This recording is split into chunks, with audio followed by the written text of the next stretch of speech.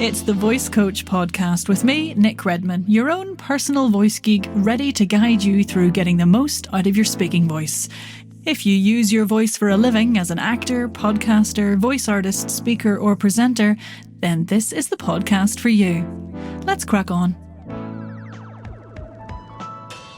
Welcome back. It's birthday day 2 on the podcast. I'm hungover. As in a knowledge hangover, am I right? From all the bits and bobs that Dane shared with us in part 1. Lol.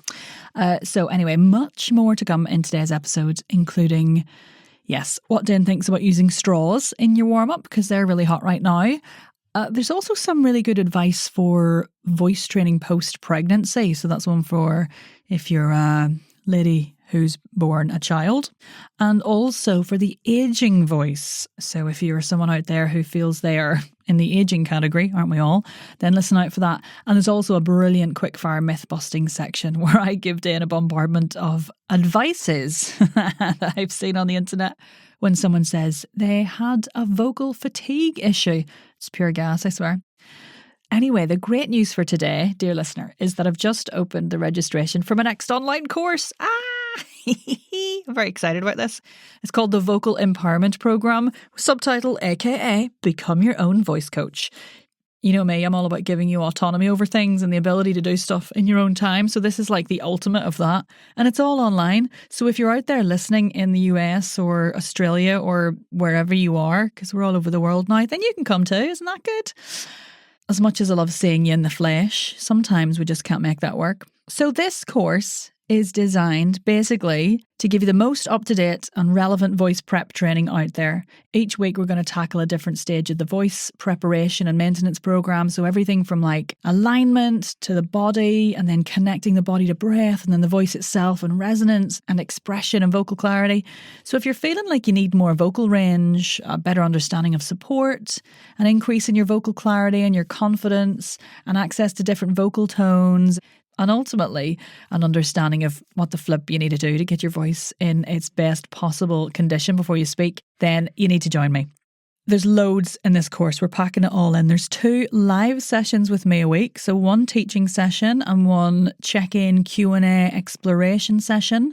And then there's a whole heap of accountability and support for me inside our own VIVP, or Very Important Voice Person, Facebook group. You'll have access to me whenever you feel you need it for the duration of the course in that group. And then afterwards, you get to join the Nick's Voice Course Community Facebook group, which is a little space on Facebook for anyone who's invested some of their hard-earned time in training their voices with me. I'm also offering a load of bonuses if you pay in full. So you can have £100 off. You can come to some extra additional guest expert masterclasses with me and some of my dear friends in the voice world.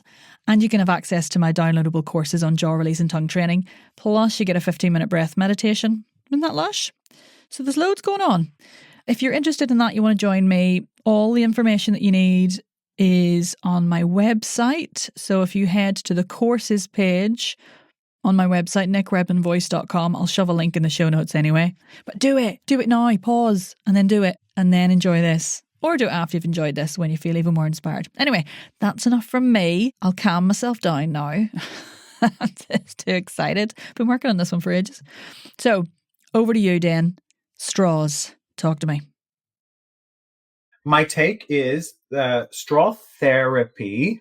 The clue is in the title. Straw therapy is a tool that was developed for use in voice clinics. So as part of voice therapy, there's good science attached to it. There's a particular sort of model of straw work called LaxVox that has the best sort of evidence base. And in voice therapy, straws are used post-operatively for sure. And that's often, if somebody's had a vocal fold operation, we will give them the straw and prescribe a little program of how to use it. The main benefit is that you don't really get to hear your own voice. That's really quite useful for people who are post-op when, they've gone having a really robust voice to having, 4 notes that all wobble. The straws are quite useful in that regard. There's a certain safeguarding element when it comes to the back pressure and the deconstriction in the vocal tract that you get with a straw. The problem is, so in voice therapy, if straws are being applied correctly, you choose the diameter of the straw and the water level to fit the individual and the problem. You also then wean off the straw very quickly to things you can just do with your own body. When straws are used in voice therapy, they are also usually, if they're being used correctly, the therapist is looking at alignment, they're looking at the muscles of airflow, they're looking at how the whole system is interacting with the straw. What happens in the world of spoken voice and in singing in particular is that somebody goes to a conference, gets 5 minutes of education on something, really doesn't understand the whole holistic nature of the process, then slaps a brand on it and tries to sell it to you because they need to supplement their income because they're not very busy. And then what happens is people start posting pictures of themselves using straws, or people get sent straws, for free in exchange for Instagram stories or tweets or whatever. And they're not taught how to use it. They don't have the correct diameter, let's say, or the correct water level for whatever it is they're trying to achieve. Or if you're using one of these adjustable ones, God, it's so much to bloody deal with. And the whole holistic system isn't being used. So if you've got crappy alignment, and this is my favorite bit about straws, the number of pictures that I see where somebody's got their straw in their water bottle and they're doing this. Even in some of the adverts for the branded straws, with the person who's created them going, and I'm going, well, your vocal tract isn't going to be particularly happy in that position, so that's a problem. Or the number of times I see people and they've got their straw and then they go, and the breathing strategy isn't really set up correctly. So what the straw then does is it gives you that back pressure. It gives you that sort of temporary sort of deconstricted feeling. But then what happens is 2 minutes later, your voice is back to normal because the straw behavior hasn't been done correctly, or it hasn't been then generalized across into voice. But people are inherently lazy and they want fixes, and people like magic, and people go, ooh. And I think a straw certainly makes you look like a professional voice user. I'm not sure it always helps as much as it could if it's being applied correctly. So I'm not anti-straw. I think straws have a place in voice therapy. Mm-hmm. I don't particularly like them in pedagogy because the margin of error is so huge and they don't generalize across into behavior. And that's the most important thing, pedagogically speaking, in my mind, is that whatever tool or whatever exercise or whatever thing we're doing has to then move across into the spoken voice, has to move across into performance voice, has to move across into the singing voice.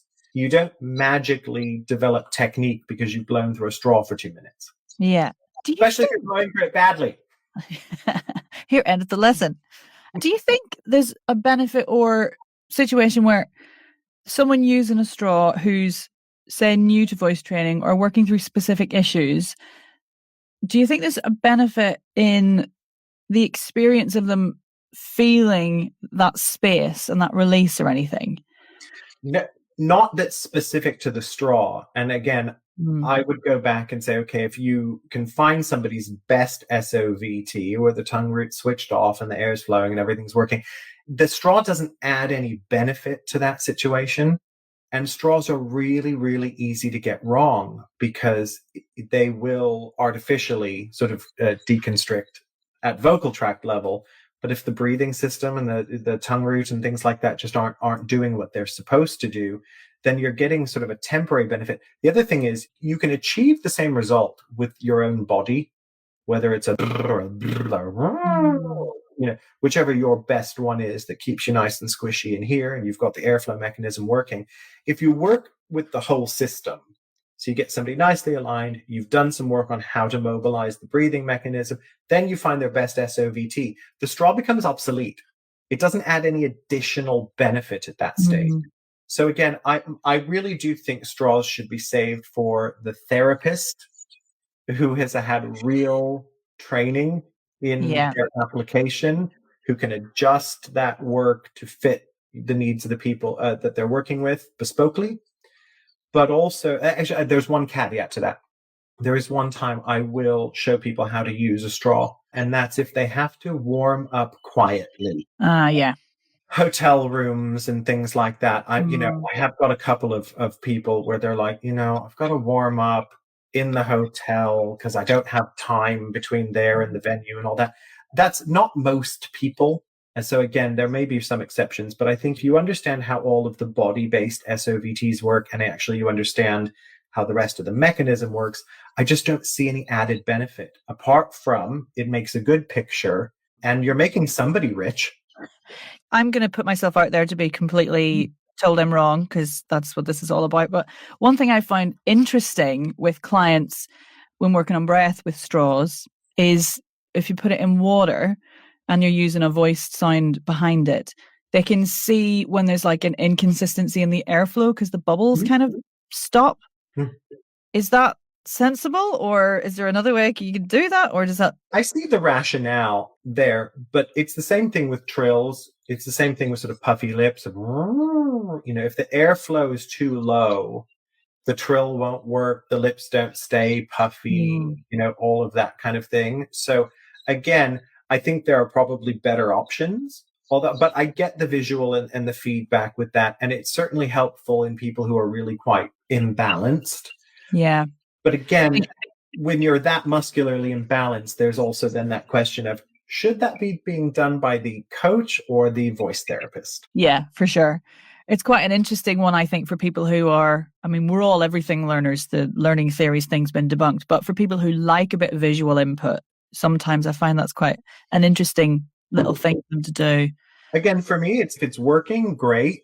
But then wean off as soon as possible. Yeah. Something that's purely body-based, because you never really want to get too dependent. It's like, it's teas and toys. Teas, toys, lotions, potions, and lozenges. You don't want your professional voice user dependent on things where they then panic. They go, oh my God, I can't get my voice ready for the thing because I can't find my straw. Oh my God, yeah. I really do believe in keeping the locus of responsibility on how you are engaging with your own voice as much as possible, and not putting a lot of external faith in paper cow tea and the latest branded straw, or, the vocal vibrator, or whatever it is. We ought to go with one of those at conference recently.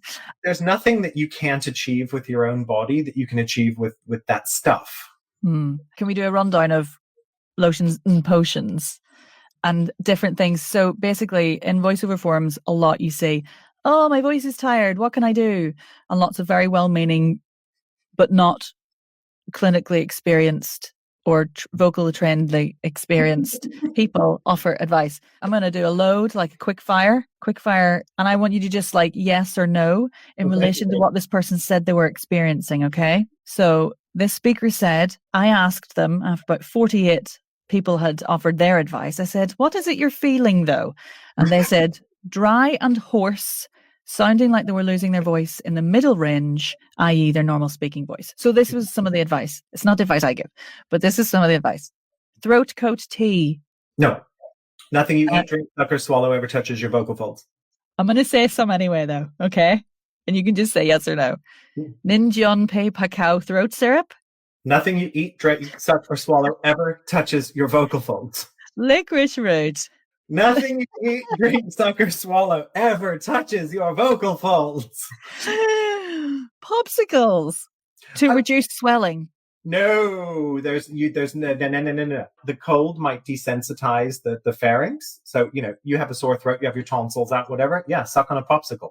It just numbs you up a little bit, but it's not going to affect your vocal folds. And you shouldn't speak with anything numb anyway, should you? It's not a vocal fold level anyway, so it doesn't matter. Right. This one's great. Vicks behind the ears, on the temples, on the feet and the back. Vicks is a menthol rub. Yeah, I know what Vicks is. I'm for anyone in the US who does not know what Vicks is. Stop it. You wouldn't put Vicks on your feet, no? Okay. This is true. This is all true. Steam with cinnamon. Okay. Steam, yes. Putting anything in it, no. Great. Not even... Oh, God, the number of times I've seen people put essential oils in their steamers and things like that. It's like, no. You do not need anything like that.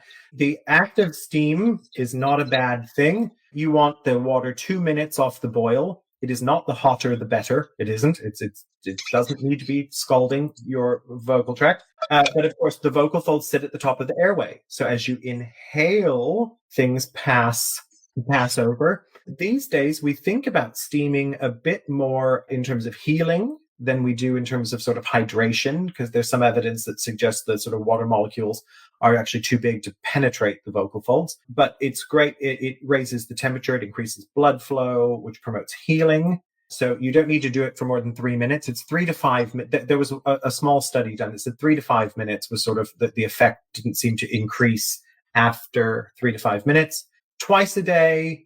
Don't go screaming for the next maybe 10 minutes. Just let things sort of settle down a bit. But yeah, steaming's fine. It's an interesting one, though, because people love their Dr. Nelsons. And I'm going to say something really controversial. Oh, no, I love my Dr. Nelsons. I don't have a problem with Dr. Nelsons. It's fine. But one of the really great benefits with steam, if you have seasonal allergies, if you have a cold, etc., if you're just really gunked up, sinusy everywhere, if you use a steamer that has a little mask attachment where you can breathe in through the mouth and nose at the same time, it makes your mucus secretions more viscous, which actually makes them easier to clear so that you're not creating unnecessary levels of collision on the vocal folds. So for our allergy sufferers and colds, actually steaming through the nose as well is really helpful. So I wish Dr. Nelson's would just make a retrofitted mask.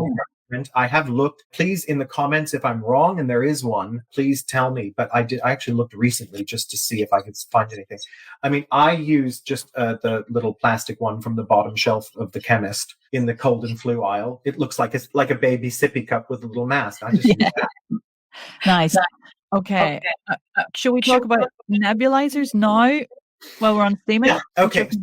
Well, this is one of those funny issues where I kind of wonder if the science hasn't quite caught up yet, because there's one little pilot study, and it's the one that gets referenced all the time, where I think it was like 4 sopranos used a nebulizer, and then they had to self-rate their voice after using it, and they did some objective measurements. And what was found was actually not statistically significant, because you can't study 4 people and get anything significant. But the theory with nebulizers is that if you're nebulizing with 0.9% saline, by the way, if you're going to use a nebulizer, you cannot use tap water. You cannot use distilled water. You cannot use water. You have to use 0.9 saline, and it needs to be sterile, because you're putting very, very small. The benefit of nebulizers is they make such tiny particles that everything's pretty much instantly absorbed. So you're sending stuff straight into your lungs and anything else that'll take it. So it needs to be sterile. So if you don't buy the 2-liter thing of 0.9 saline and then open it and keep filling it, because it's not sterile anymore. You've got to use the little single dose ones to stay safe. The theory is that because the particles are smaller and because it's more like the natural secretions in your body, that it will penetrate vocal folds and create some additional kind of lubrication. There's no evidence yet. Okay. But people do recommend them. I have one. I've trialed it. Did I notice a huge difference? There was one day I thought I did. I was in quite a heavily air-conditioned studio. I find if I've had a bit to drink and not hydrated or chased with water properly, a little neb in the morning feels quite nice. That's my anecdotal evidence. Maybe. It's probably, if you're using it correctly and if it's clean, if you're using the sterile 0.9 saline, it's probably not going to hurt you. Don't top it up with anything. Don't add anything to it. It's important that it's just it probably won't hurt you. I have a feeling when somebody gets the time to actually study it objectively, that we might see some positive benefit, because there is a lot of anecdotal sort of positive response. So, let's see what happens there. Okay, let's continue with this quickfire list. And I've got a couple of questions from the listeners. Okay, so this person was vocal fatigue, hoarseness, etc. A nice long warm up. We've already answered that. I mean, in that case, my friend Kim Chandler calls it a Lazarus session, as in, God raised Lazarus from the dead.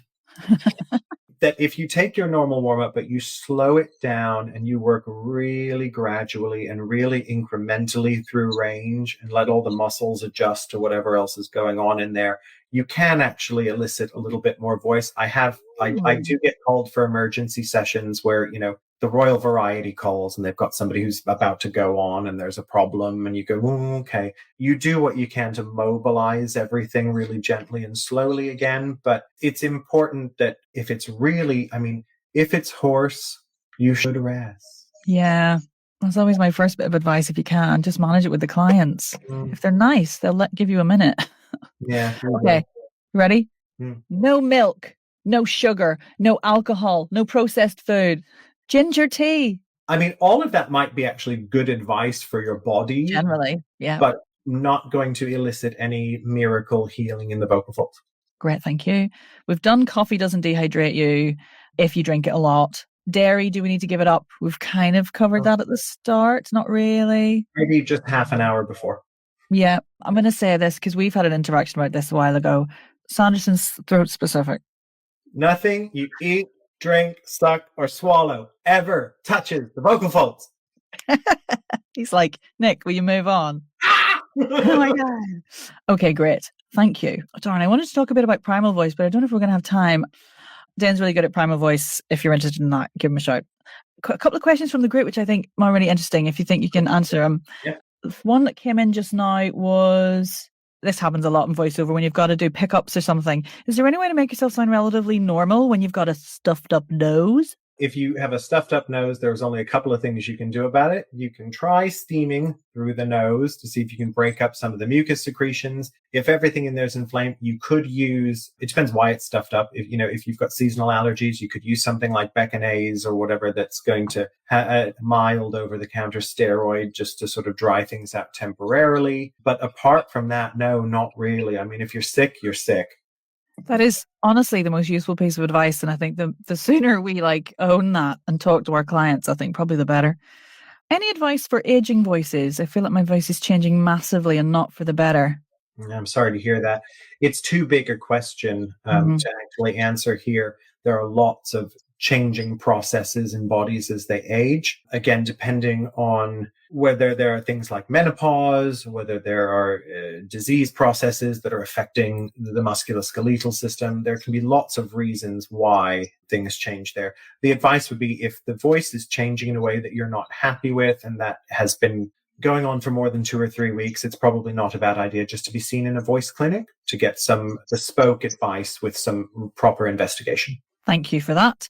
Here's one that I absolutely have all the feels for, but I'm 5 years on. 8 weeks ago, I gave birth to my first child. During the 3rd trimester in particular, I lost a lot of breath capacity. Since having him, things have improved, but I'd love any advice or exercises for building up my breath capacity again. So the thing that you probably want to do post-pregnancy, and again, it depends if you've had a normal birth or whether or not you've had C-section or things like that. The most scientifically, I suppose, model for reconditioning a respiratory system is something called the accent method, which was created by Professor Sven Smith in the 1920s. Lots of research has been done on it. We use it a lot in voice therapy. We use it a lot in singing rehabilitation. So you probably want to get in the presence of somebody who is a bit of a specialist in the accent method. Oh, Lauren, it was a C-section. Yeah. Especially with a C-section, you're probably going to need some accent method work just to remobilize and reconnect that system. It'll probably take you a few months. That's certainly something you could pop over to vocalrehabilitation.com. And you could book an initial consultation with me. It is something that I use routinely, and I do work with lots of professional voice users post-pregnancy. Well, wasn't that just great? Now you can find Dane at vocalrehabilitation.com or, and this is your swear alert, a much ruder but easier to remember version that he was given by somebody once, fuckedyourvoice.com. That's to the point, isn't it? Anyway, I hope you enjoyed that. I've got more coming next week with I can't believe I'm saying this, the amazing Barbara Houseman. She graciously gave me some of her time and we had a brilliant chat. For now, though, don't forget to book your spot on the 6-week vocal empowerment course, aka Become Your Own Voice Coach, via the link in the bio to my website. It's all you need to be your own voice coach day to day. I mean, I'll still be coming in your ears with the Outlet podcasts, but you'll have a few more things you can do. Okay, till next time. Thanks for listening to the Voice Coach podcast. For even more tips, tricks, exercises, and general crack, head over to our Facebook community, The Voice and Accent Hub. Thanks again.